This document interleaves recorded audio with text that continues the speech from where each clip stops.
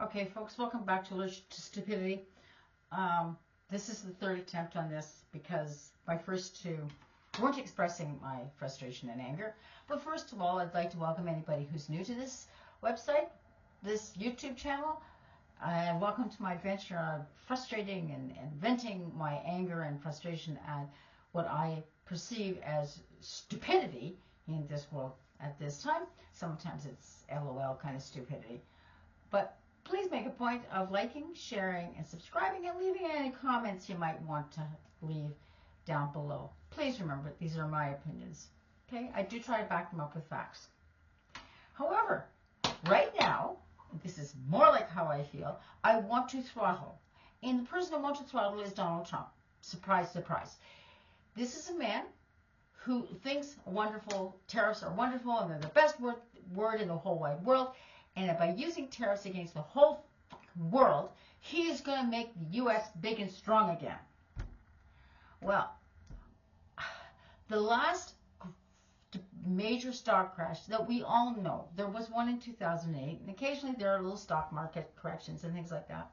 But let's compare it to 1929, because that is the one that we all know about, and that is the one that helped lead towards the Great Depression.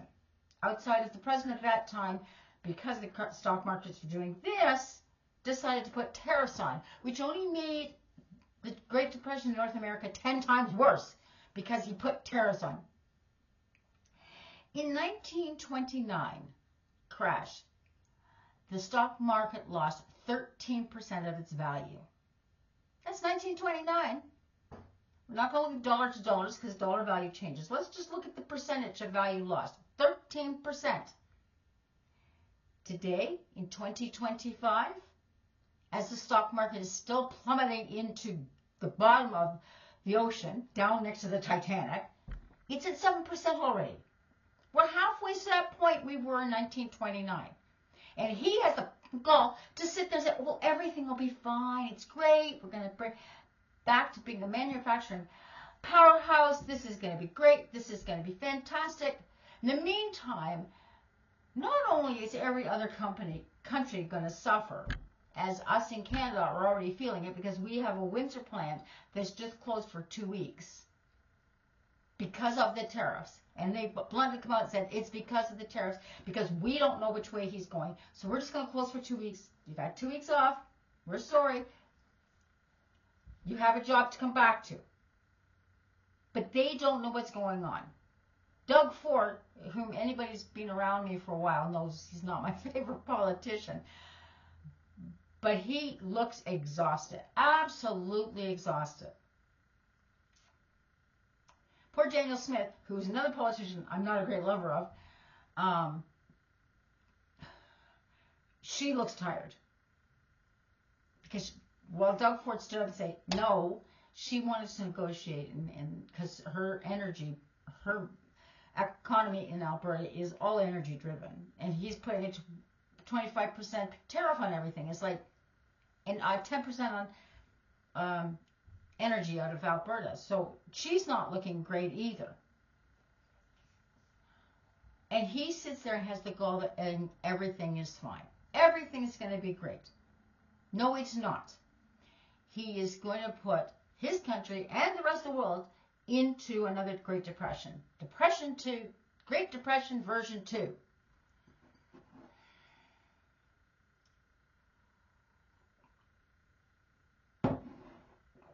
You always got to take a breath just before you want to scream at the student in the class. For those who are new, I'm a teacher. And there are days you just say, I'm going to have a sip of my coffee before I scream, because I really don't want to scream at the kid, because it doesn't accomplish anything. So, now that I've taken my breath, and I've vented and said, these are real feelings. These are real, God damn it, feelings. They are real. That I'm mad and I'm angry at the President of the United States, or any leader. So I have a few vents at the Prime Minister of England right now, which is something completely different from the tariffs, but it's like, what? But I can go into that in another video. I've accepted the fact that those are my feelings, and that's how angry I am.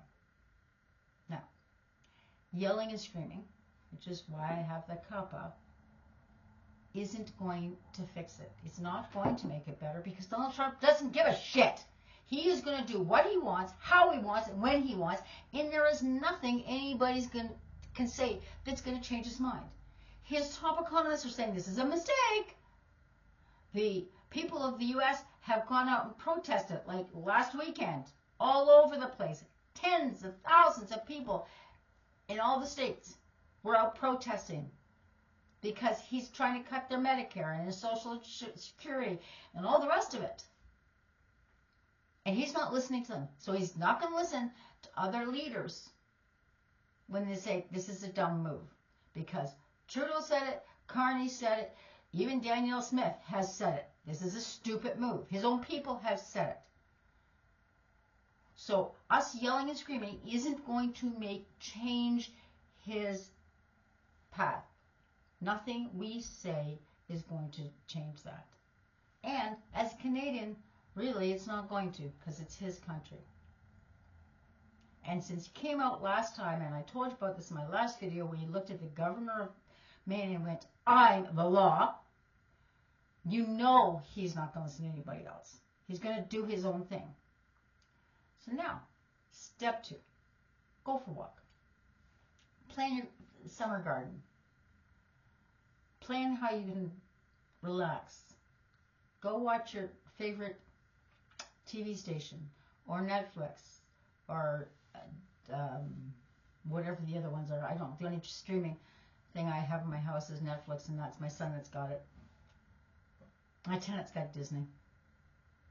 But do something that's just physically active, gets everything going, and hopefully relaxes some of them. Do some yoga.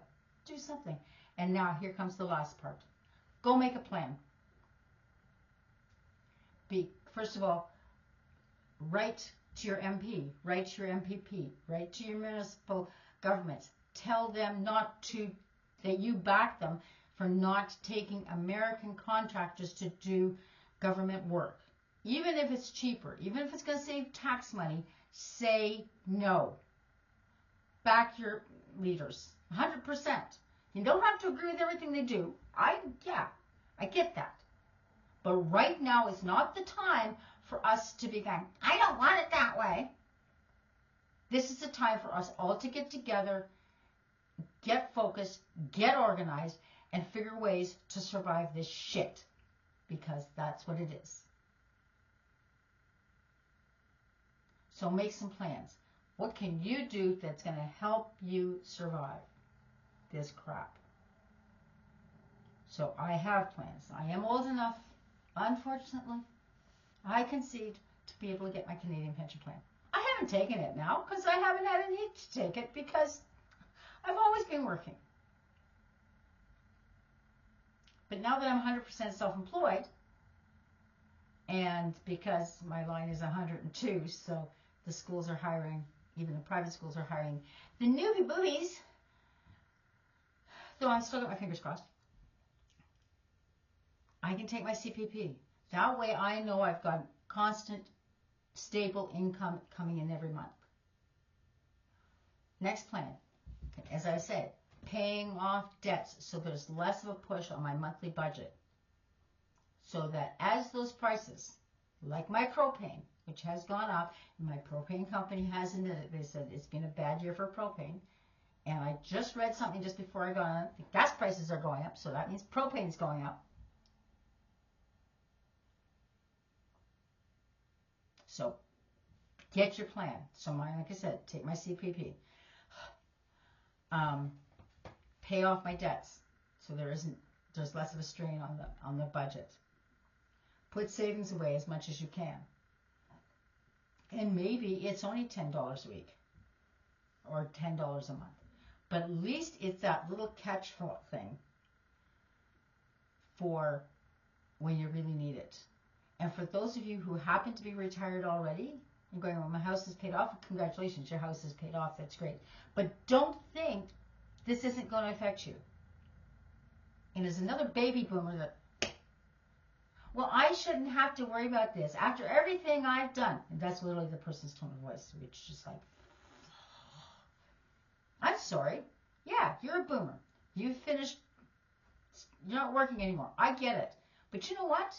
Some things are beyond your control. And just because you're 105 does not mean you should be treated any differently. And the young kids who are 20, 22, we're all in this together. So we need to work together. For the young kids, for those in their 30s and 40s raising their kids, for us boomers, for those people that are older, we need to work together. So if you've got space, start a garden. If you got a friend who's got a yard, so my message is going out to my kids. You want to come on and help with the garden? Come help with the garden and you can help harvest. Make some plans. What can you do? And don't think it won't touch you, because it will. It's going to touch every single one of us. This is what my grandparents and my ex-husband's grandparents went through. My grandparents were on the East Coast, so subsistence farming already, they didn't really feel it as much as my ex's grandparents did, because they lived in Southern Ontario in the middle of all the crap with the Great Depression. So go online, go look up for, not to say frugal, go have some fun with kitchen scraps, because he did a whole year of rationing. And his was because food's expensive and we waste too much. So he got a really nice sense of humor. He's a really neat kid. I enjoy watching him. Try experimenting with vintage foods that don't use as much, or use more basic things, and have fun with it. See the silver lining that, yay, I get to try something new. I get to do things differently. Because it's not going away. And considering Putin is not negotiating at all, which anybody who watches the news, well, I guess I watch the news a lot, watches the news even 3/4 as much as I do. I could have told you Putin wasn't going to negotiate. I had a Russian student once who said, no, Putin bad, Putin bad. That's to quote him, because I was correcting his English as he said that. He said, no, Putin bad. Putin is bad. Nothing. Putin's not going to stop. We have the eastern edge of Europe are already doing conscription. They're already upping their military. They're already, so between Trump and his tariffs, which is causing the stock market to crash, and Putin over there trying to start a war with Europe, which he has sort of, because Ukraine is part of Europe, the rest of us are stuck. And I can yell and scream all I want. It makes me feel a little bit better. It's not going to change Putin. It's not going to change Trump. What I can do is find ways to help everybody who else is around me. So you and I can make this world a little bit better. I can't fix the whole world. But I can fix my corner. I can help my corner. So there you go, guys. You've listened to me vent. Step 1. Take 10 or 15 minutes every day with a hot cuppa or whatever, and acknowledge those feelings, because they're real. Somebody else, oh, don't worry about it, they're real to you. So a student who's having an anxiety attack in my class, or a panic attack in my class, for me to say, oh, it's okay, it's okay. No, not to that poor kid who's having a panic attack. It's very real. Well, for you and I, maybe we're not having a panic attack, but those feelings are real. So accept them, acknowledge them. Say, it doesn't matter what the rest of the world are saying. Those are very, very real to me. Next, go get active. Don't just sit and dwell on it. Go physically get active. Go take a walk. Go clean the house. My youngest loves to clean her house when she gets anxious. She cleans her house. She's learned that little trick. And then make a plan. Some way that's going to make you feel more comfortable with all the unknowns that are coming. And last but not least, don't forget to like, share, subscribe, and leave any comments down below. And if you see a Canadian company you'd like me to review their website on my channel, put it in the comments and I will do it. Anyways, there you go, guys. Thanks for listening to my rant and scream. I hope by listening to me rant and scream, you're going, okay, I'm not the only one out there that's feeling like this shit. Okay? But also, don't stick your head in the sand and pretend it doesn't exist. Take care, guys.